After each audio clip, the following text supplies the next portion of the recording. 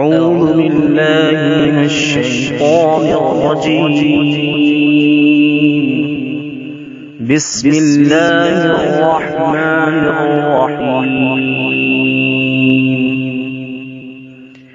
هل أتاك حديث الغاشية؟ وجوه يومئذ خاشعة عاملة ناصبة تصلى نارا حامية تسقى من عين آنية ليس لهم طعام إلا من ضريع لا يسمن ولا يغني من جوع.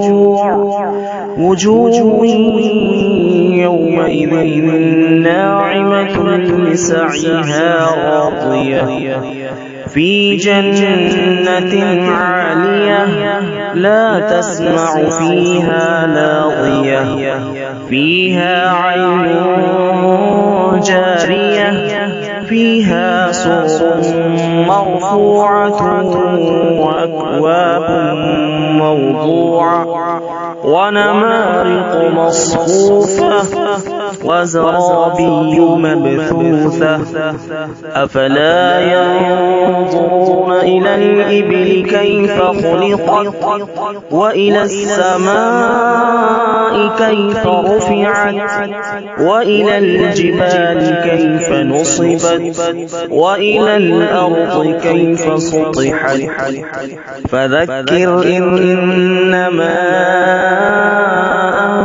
أنت مذكر لست عليهم بمسيطر إلا من تولى وكفر فيعذبه الله العذاب الأكبر. إن إلينا إيابهم ثم إن علينا حسابهم.